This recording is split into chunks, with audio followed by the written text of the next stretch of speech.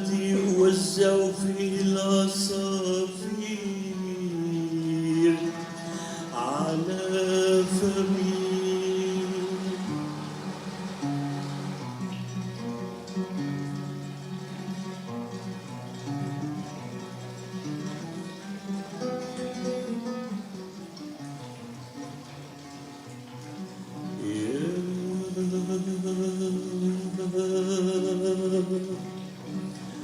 أيها الصباح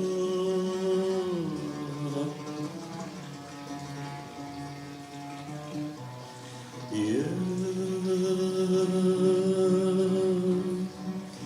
أيها الصباح الذي يوزع فيه العصافير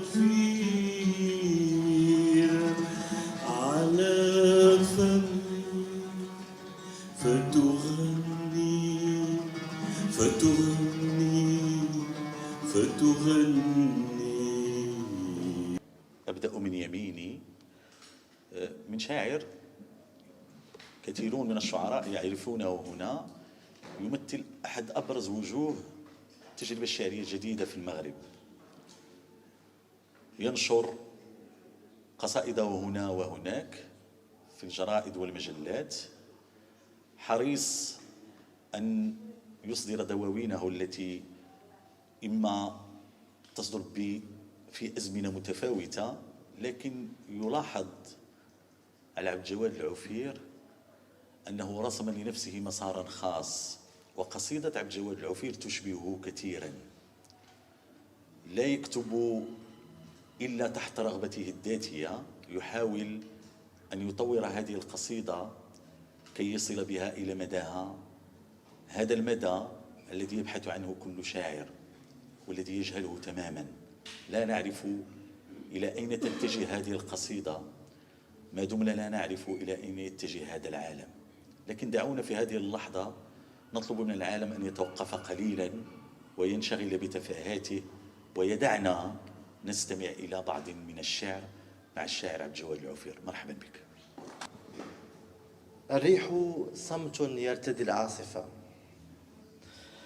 الريح عصفور يدخل من نافذتي، كم من سرير، كم من نبيد، كم من وجوه، كم من أياد، كم من ظلام، كم من ضحايا، كم من امرأة معلقة في النافذة لاستقبال هذا الجنون. لن تستطيع يد المنفى أن تغطي وجه الوطن، لن يستطيع شبح محو ذاكرتي، فرائحة الوطن تفوح مع الريح. كم من ساعة ونحن ننتظر الريح، سيأتي بمعطفه كي يقتل الزمن. الريح قطار سريع متعب من نفسه، ونحن نشرب قهوتنا ونخرج الكلمات من قبعاتنا. هل للريح نفس خطونا حينما يختنق بالصمت والذكريات؟ وجهك ليس له بصمة في المرايا، أنت كما الريح يعطي ولا يعطى. الريح يفضح الصمت حين يتسلل إلى طاولة الكتابة، الفضيحة تفضح الفضيحة حين يدمر الريح كل شيء. الريح كلما كبر في العمر صار أجمل، كلما أهدت للريح وردة صارت كلما أهدت الريح وردة أحببتها أكثر. دائما كنا نخسر في لعبة الاستخفاء، كان الريح رابحا كل مرة. جربت أن ألبس الريح فحبسني أصدقائي في زجاجة. الطائرة الورقية تضاجع الريح بسهولة. سامحني أيها الريح، سامحني أيها الريح، لأنني لم أدعك للشرب خوفا أن تسكر وتفسد الليل. لا تقلق أيها الريح، غدا تخرج كالفراشة لتصير عاصفة، سترقص كثيرا وتغني كثيرا وتدعو الجميع ليفرحوا معك. لن يحبك أحد، فقط أنا وهذه الكلمات. ضع يديك على صدري أيها الريح كي تسمع كم امرأة مذبوحة داخلي تنتظر العاصفة. تعلمت منك أيها الريح شيطان كيف أفارق من أحب، كيف أفارق من في السماء. أنا مثلك أيها الريح أفارق نفسي. حاولت التقاط صورة لك، كنت كل مرة أضيعك. سأرسمك، لست أدري كيف ستحتمل هذه اللوحة وجهك. حاولت أن أقتلك، لكنني كنت أقتل تأددي فيك. كنت جالسا وحدك في المقهى، الكل كان يمر فيك. وحدي مددت لك يدي وشربنا قهوة واحدة وطلبنا المزيد. أنا مثلك أيها الريح، آكل ولا أستريح. بحثت عن عينيك أيها الريح الجليدي فوجدت عيني.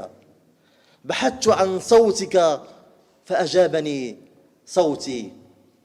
مدفأة وحطب جيد وامرأة دافئة ودمي تكفي لكي تنسى كل شيء وراء ظهرك، كي تنسى أنك الريح ولو لمرة واحدة. أرجوك. كنت تأخذني من يدي أيها الريح الطيب ونهرب من حصة العلوم.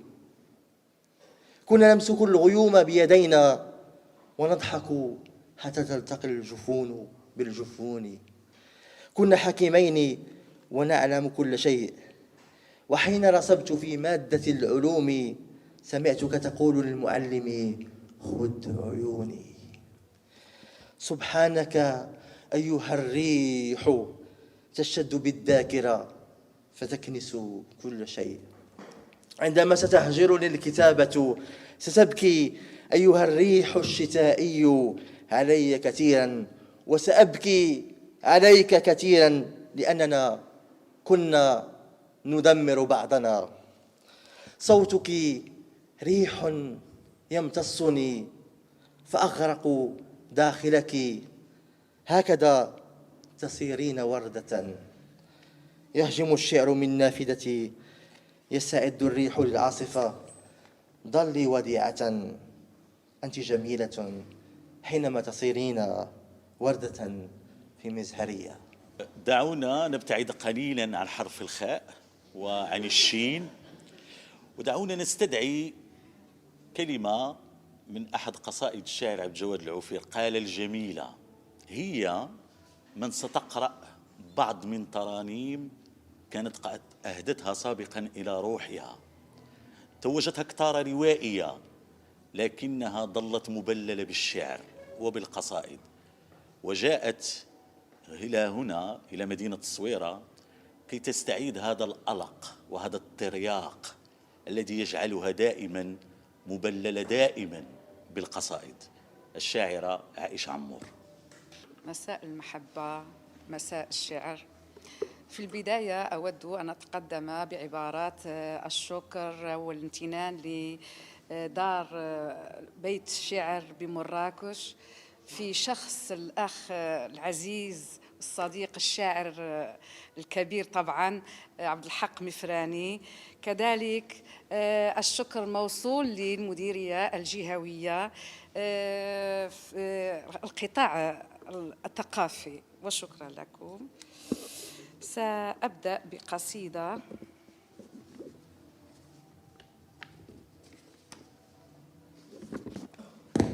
بعنوان صمت الريح الهادر. شممت ملح البحر كأني أذرو أحلامي الصغيرة البسيطة المتلعثمة. لكني أذثرها. ترى من يهزم عنا سارق الأحلام؟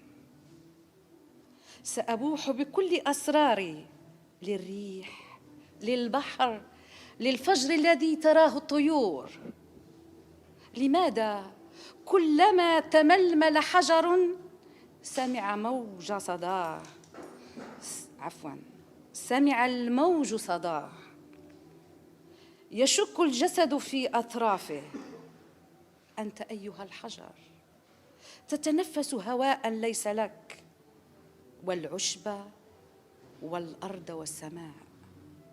أنت من هناك لا من هنا، ستحاكم كغريب فينا. ترى من يهزم عنا سارق الأحلام؟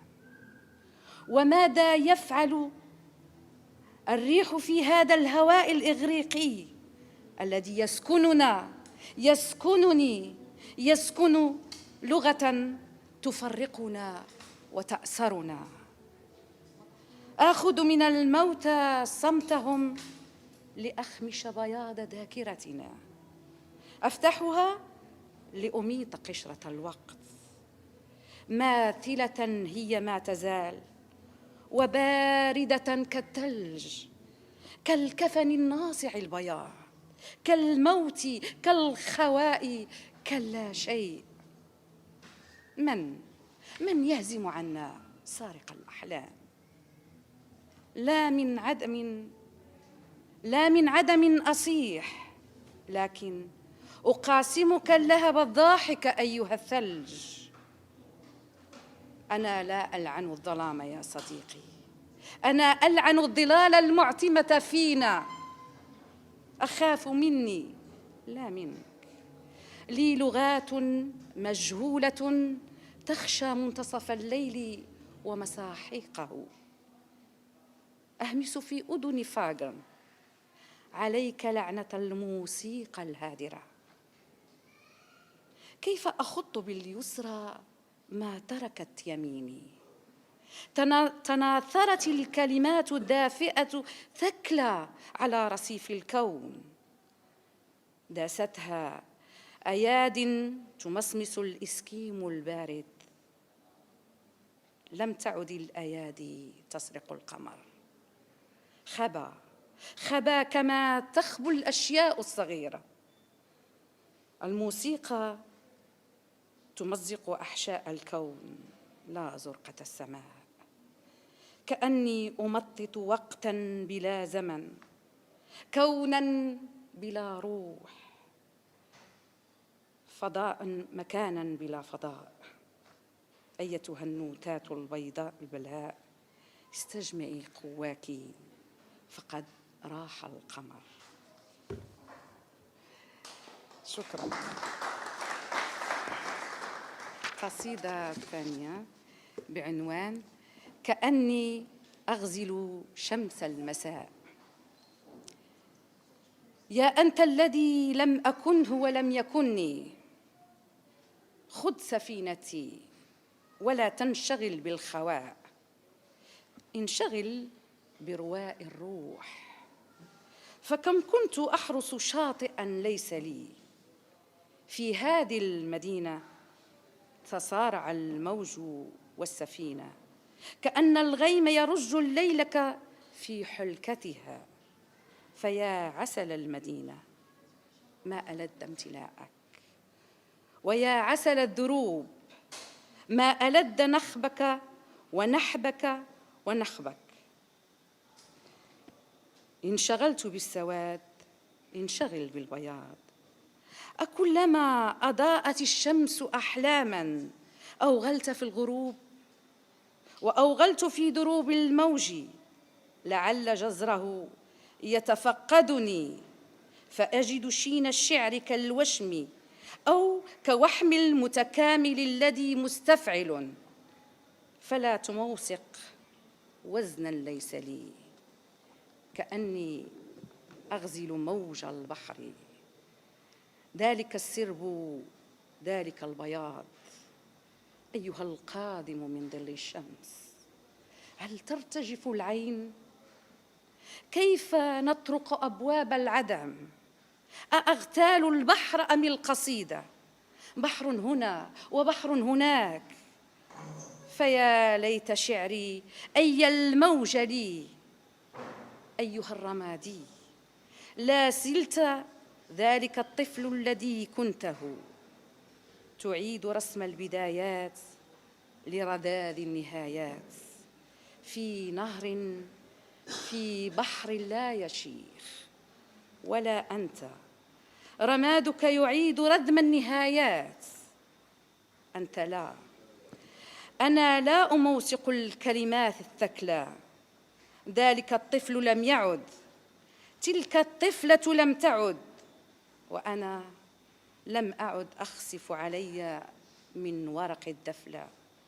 لا الغيم رجى ولا الموج ولا المدينة ولا السفينة. شكراً. هناك الكتبية في مدينة مراكش، وهناك عبد اللطيف السبقي في مدينة الصويرة.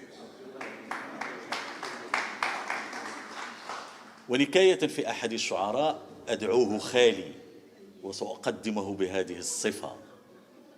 طبعا عبد اللطيف السبقي لن أقدمه كشاعر، لكن أنا ما لفت لي الانتباه شخصيا أنه ظل يرعى الشعراء، ظل هذا القلب المفتوح الذي أشبه بالبيت وأشبه بالدار، ما دام المقام مقام دار شعب مراكش، وهو هنا كان دار شعب بالصويرة التي تحتضن جميع الطاقات وجميع الشعراء والشاعرات.